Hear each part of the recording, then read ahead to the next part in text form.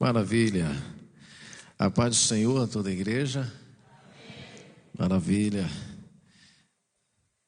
Deus seja louvado por tudo. Mais uma oportunidade, de estar mais uma vez esta casa de louvor, de adoração e de oração. Tivemos já aqui essa segunda vez que estamos de volta. É um prazer enorme. Acho que da outra vez que a gente tivemos aqui, eu tive com o Júnior Soldado Ferido, o apóstolo Ulisses não estavam.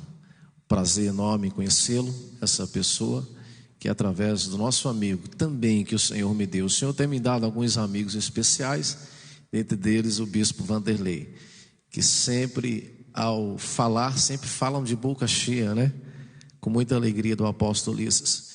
Muito bem. Aliás, esta igreja, que é a Igreja de Cristo, é uma igreja diferenciada, sem nenhuma demagogia. Eu tenho um amigo que é da cidade de Umas, que é o pastor Carlos. Pastor Carlos, uma maravilhosa pessoa. E já tive a honra também de estar ministrando lá, estar com ele algumas vezes, e é uma pessoa sensacional. Deus seja louvado pela vida do meu amigo Wagner Roberto. Já está aqui quase uma semana em uma turnê, onde tivemos a honra de estar com ele, acompanhando, administrando algumas agendas e ministrando a palavra de Deus nesta feita. E ouvindo adorar a Jesus em algumas cidades.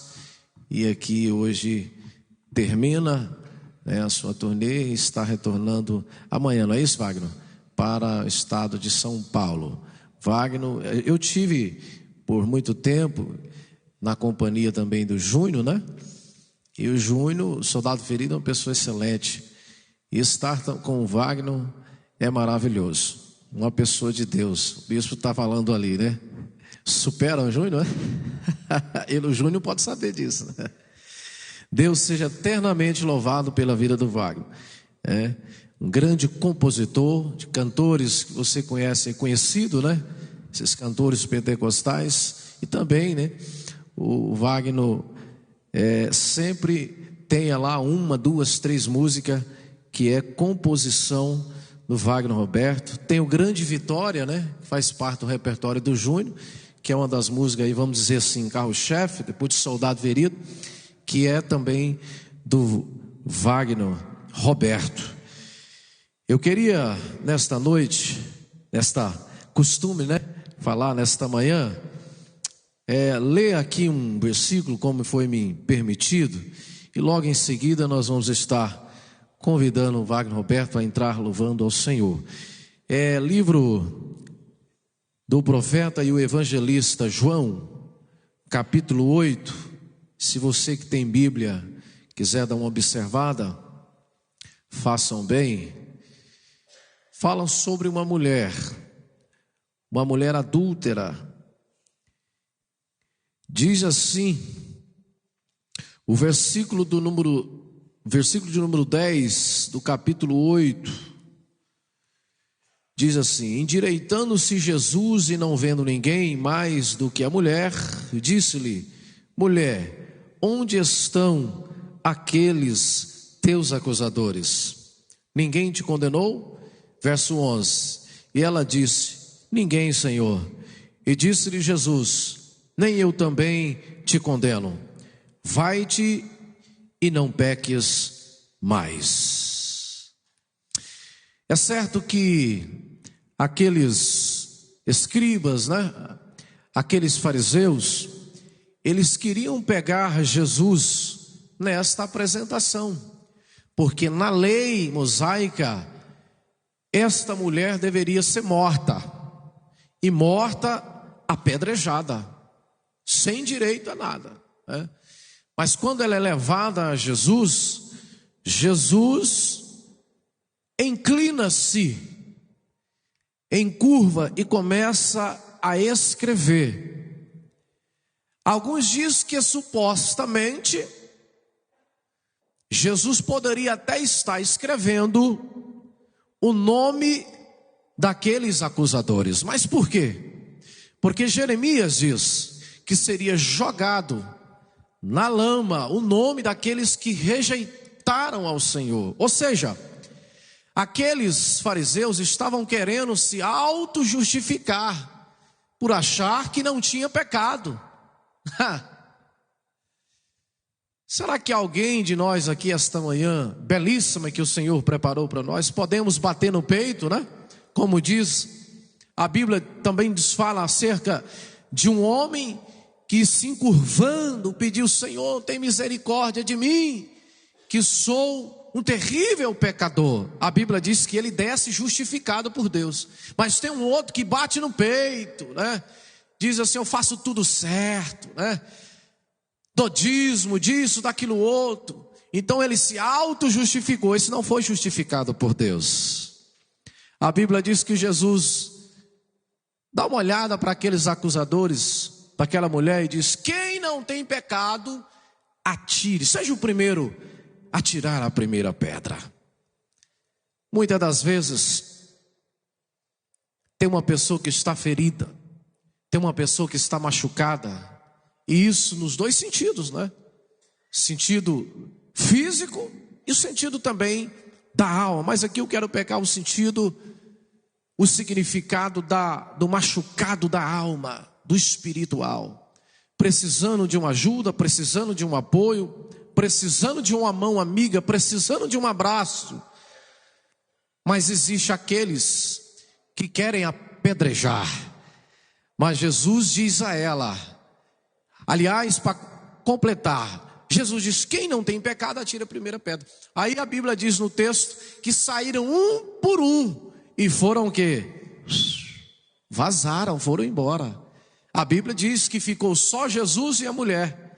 Jesus levanta, dá uma olhada para ela e diz: mulher, cadê aqueles teus acusadores? Ela diz: não ficou ninguém, todo mundo foi embora. Jesus diz: ninguém te apedrejou? Eu tampouco te condeno.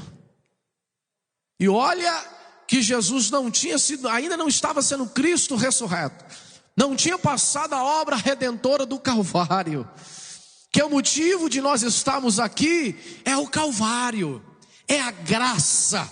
Paulo diz aos Romanos: aonde abundou o pecado, superabundou a graça. Quem um dia foi pego pela graça, quem um dia encontrou a graça pelo caminho, um dia eu era miserável pecador, ainda sou, né?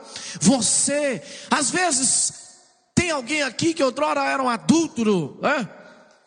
Viviam se prostituindo, mentindo, fazendo rolo, trapaceiros, mas um dia encontrou Jesus. Aconteceu igual o apóstolo Paulo, teve um encontro com Jesus. Por isso você está aqui esta manhã, no lugar melhor que a casa do Senhor, para falar com Ele, para ser grato a Ele nesta manhã. Levante a tua mão, só aquele que quer ser grato ao Senhor.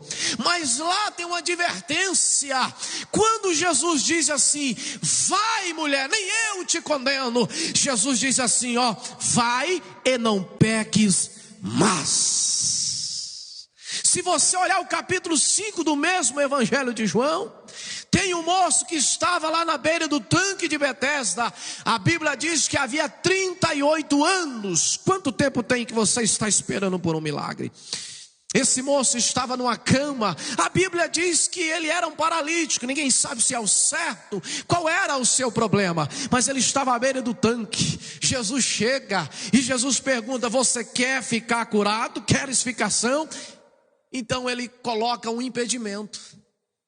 E aqui eu estou caminhando para resumir a palavra. Já vou chamar o Wagner Roberto para adorar a Deus. Ele diz: Senhor, não tem ninguém que possa me pegar e me colocar no tanque quando a água é agitada. Jesus não estava perguntando isso para ele. Jesus não estava querendo essa justificativa. Às vezes a gente tem desculpas, né?